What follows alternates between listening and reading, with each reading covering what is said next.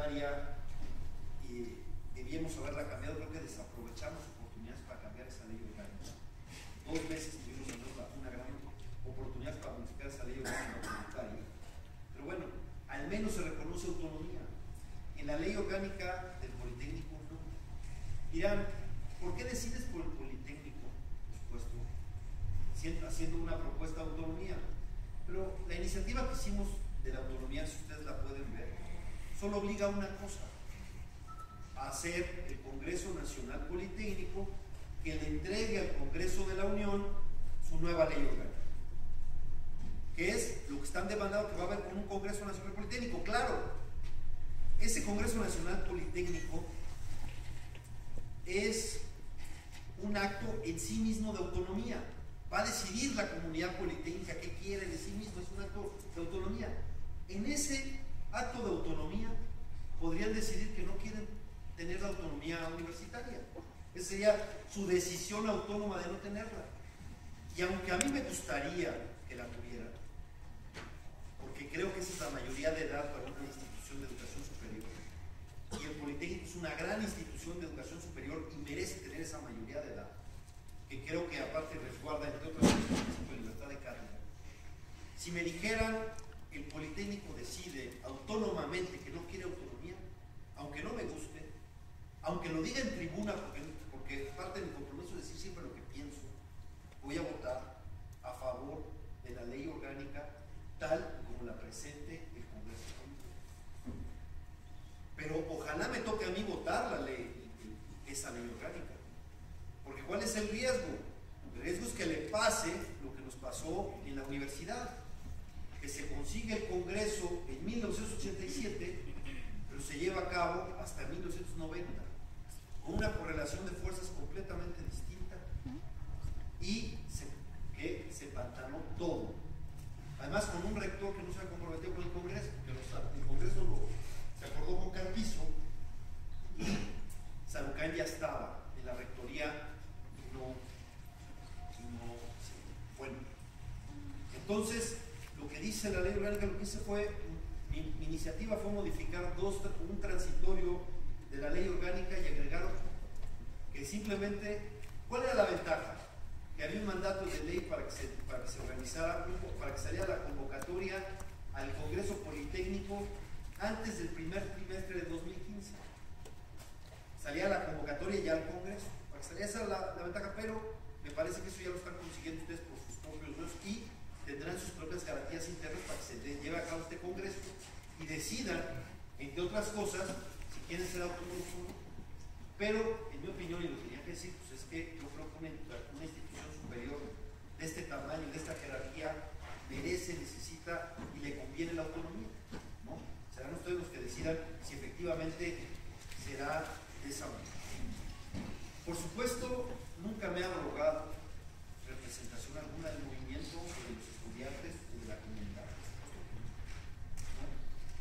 Ustedes decían perfectamente, he estado también en movimientos estudiantiles, lo celoso que se es, digamos, de la autonomía estudiantil, de tomar sus propias decisiones. Conozco perfectamente eso, y entonces lo que uno puede pensar es, ¿sabes qué? Voy a tomar un liderazgo. Simplemente que de la misma manera el movimiento no va a aceptar ningún tutelaje, nosotros tampoco lo aceptamos, decimos que creemos que es mejor, pensando además que podría ser un punto de unión, algo que pudiera conciliar, lo cual es que si tenemos la autonomía, en ese ejercicio podemos decidir el futuro de la institución. Eso es lo que es la iniciativa que presentamos de la autonomía, es decir, que la comunidad politécnica lo decidiera en un congreso, ¿no? Claro, venía ahí que decidirían ya en el marco de su autonomía, pero si el Congreso decide que no quiere ser autónomo, pues no nos queda más que acá. Yo creo que harían bien en buscar ese mismo compromiso con todos los grupos parlamentarios.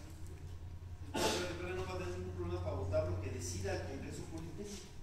Sería bueno que hubiera ese compromiso. Yo creo que si viene del Politécnico sería muy difícil. Yo en la iniciativa había otra característica. Yo proponía como una medida ideal que entrara con iniciativa ciudadana. La iniciativa ciudadana entra por el 0.16% del padrón electoral, que son como 110,000 gente, 115,000 personas. Yo estoy seguro que la comunidad politécnica lo firmaría y que muchos exalumnos lo firmarían y muchos mexicanos lo firmarían, porque miren, las cosas del Politécnico las tienen que decidir los politécnicos. Por eso quiero que sean autónomos. Pero una universidad pública, el asunto de una universidad pública no es solo de su comunidad. Una cosa es quienes decidan. Pero las instituciones públicas son eso, públicas, son de todos. Para beneficio de todos, aunque decidan los miembros. No sé, me explico. Son públicas, se mantienen con el dinero de la sociedad en su conjunto. ¿Por qué? Porque es la mejor inversión que podemos hacer.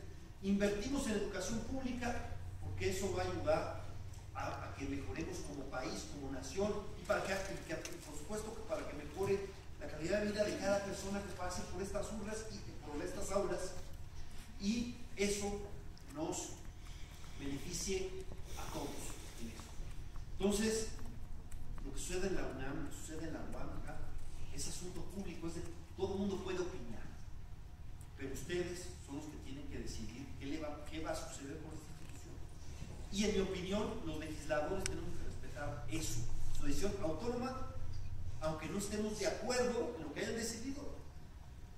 Y si no estamos de acuerdo, lo decimos, ¿por qué no estamos de acuerdo? Pero me parece que debiéramos avalar la decisión del Politécnico como pueblo. Nos haya gustado o no lo que hayan decidido. Su decisión autónoma, insisto, aunque autónomamente decida que no quieren ser autónomos, estaremos obligados a apoyar, ¿no? No sería un contrasentido. En ese sentido, presenté la iniciativa. Ahora, esta vez, creo que eso puede incluso ayudar a la consideración que decidan, porque yo entendía que el problema de fondo no era solo un reglamento o solo un plan de estudios, sino que el problema de fondo es la estructura en general y que una institución no estuviera al garete de los cambios sexenales. El gobierno, que independientemente de quién gobernara, pues la institución fuera sólida, fuerte y pudiera tener sus proyectos de investigación, su libertad de cátedra, independientemente de las prioridades del gobierno en turno. Eso es, me parece, lo fundamental de la autonomía.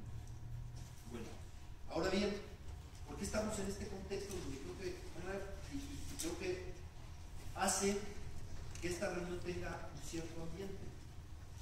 Estamos en la mayor crisis de este país en décadas.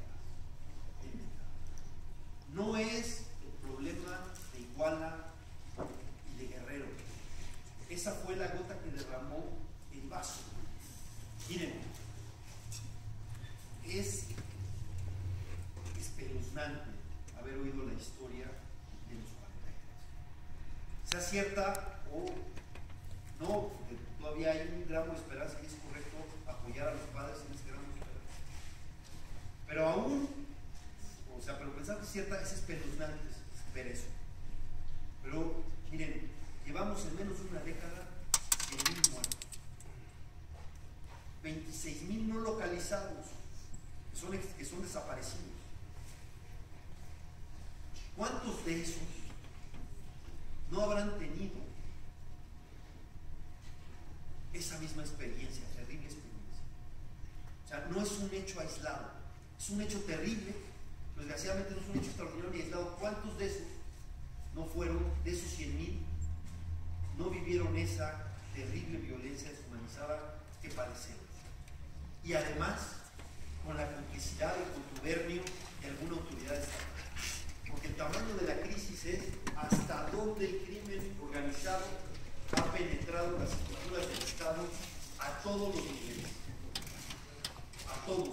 Municipales, otra vez, el CIDE hizo una investigación en la que hablaba de prácticamente 1,000 municipios que han sido señalados por tener vínculos con el narcotráfico. 1,000 que han sido señalados, quién sabe cuántos sean ciertos o no, pero ya que hayan sido señalados, puede dar un margen de qué tamaño es.